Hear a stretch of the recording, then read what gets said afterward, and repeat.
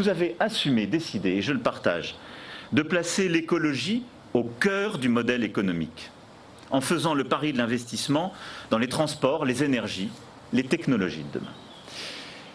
Et quand je dis ça, ça n'est pas simplement une formule, ça veut dire qu'ensemble nous décidons de ne pas faire deux autres choix.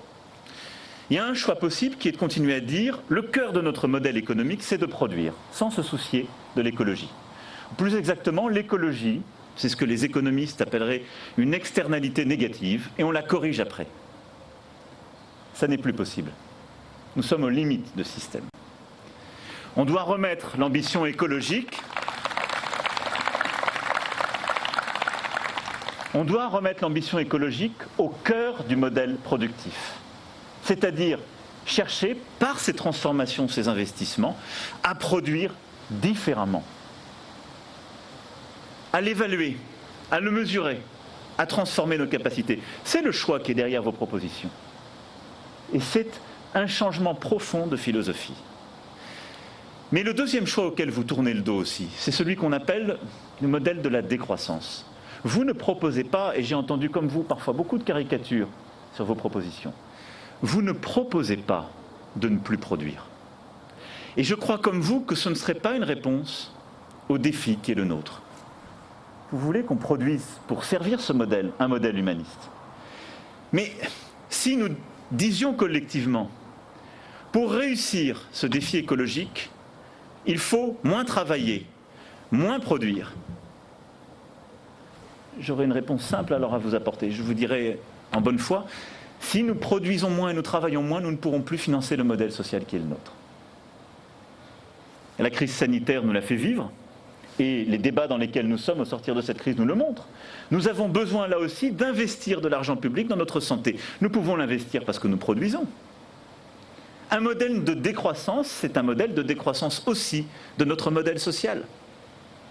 Et les chiffres que nous avons vécus dans cette période, certes, ont permis, dans les métropoles, d'améliorer la qualité de l'air. Et c'est ça qu'il faut réussir à consolider, en changeant les modes de transport, c'est ce que vous proposez.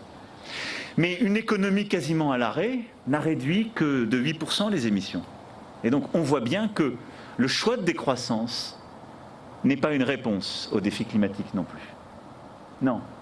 Remettre l'écologie au cœur du modèle productif. Faire le pari de l'investissement dans les transports, les énergies, les technologies de demain.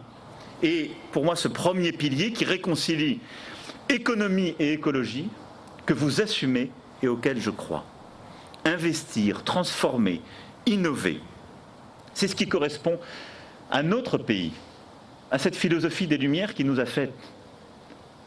C'est en étant plus intelligent, en sachant changer les comportements, en investissant sur les domaines les plus importants pour notre pays et notre économie que nous saurons relever ces défis.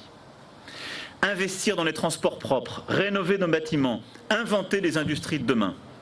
Investir aussi dans des domaines que parfois vous n'avez pas traités dans vos travaux, mais qu'il nous faut assumer, comme les énergies décarbonées, les réseaux, la préservation des ressources en eau. Je pense à ce sujet que nous avons commencé à embrasser dans le cadre d'un gros travail avec les collectivités locales. Nous continuons à être un pays qui gaspille énormément d'eau. Il faudra investir, là aussi, dans nos réseaux de distribution, et ça fait partie de cet esprit, de cette philosophie des mesures que vous portez.